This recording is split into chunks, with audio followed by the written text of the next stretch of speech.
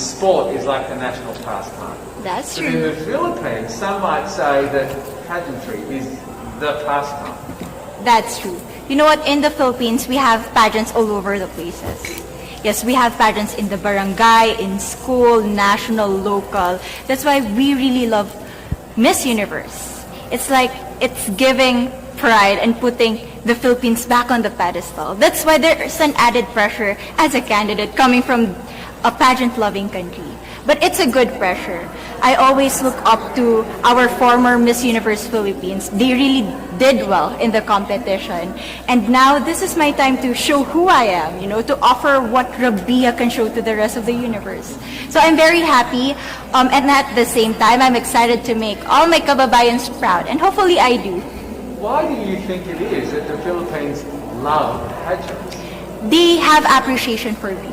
We do love pageant because we used to think that we wanted to be included in the world, I have to be honest, in the Philippines, my skin color used to be not the standard of beauty. I was obsessed whitening my skin because these are the kinds of beauty queen we see on the mainstream. But things were different now. That's why I'm very proud to be a morena. In the Philippines, we call it morena. It's brown skin girl. And to be able to represent, my color, my identity as a true Filipina.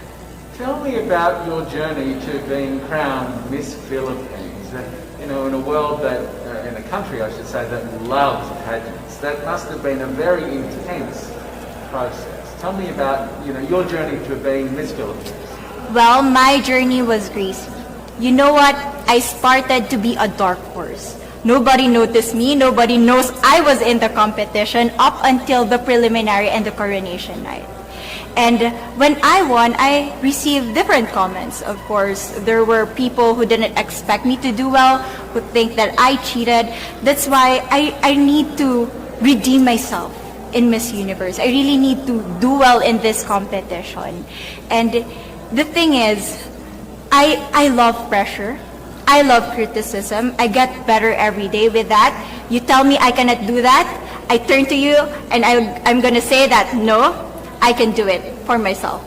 Good for you. So how does it feel then to be on the global stage? How do you feel to be here in this moment, right now? It's crazy, but I'm overwhelmed with the support, not just from the Filipino community, but also from Thailand, Latin countries who do appreciate me as a candidate, as a person.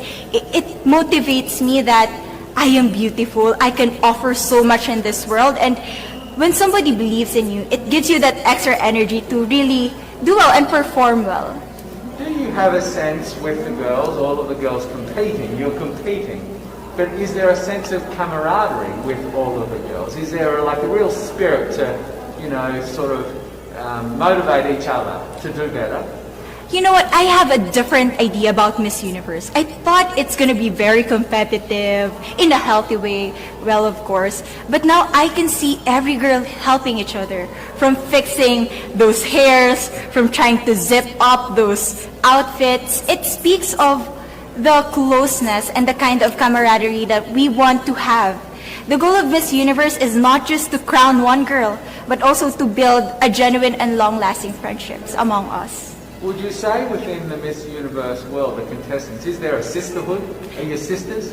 There is sisterhood. I can say I was able to talk to different representatives from different backgrounds, different cultures. And despite our differences, there's so much to be highlighted in what binds us together. And that is because we want to empower women. We want to have our advocacies. We want to speak for the things that we love. And that's a celebration of women and the beauty that we have. So coming out of this week, obviously you would love to be crowned Miss Universe. Of course. And that would be wonderful, of course, for any of you. But what else will you take out of this week? What do you think you'll feel at the end of this week, regardless of the result? How will you be a different person? It's the growth and the development that I was able to have during preparing for this journey. I will be honest, there was a moment that I lost my identity. because I was put under pressure. I was in that position in which I feel like I'm not good enough. I'm not a good representative of my country, but I was able to bounce back stronger. And if I was able to do that for Miss Universe, I will be able to do that in life. That is my greatest takeaway from Miss Universe. Okay, so the Philippines have a huge amount of fans. Yes. I want you to give us a little bit of a message to the fans here and at home. But send a message. What would you say to all the fans in the Philippines? To all my fans from the Philippines and from all over the world, maraming salamat po. Thank you so much for loving me and for believing in me.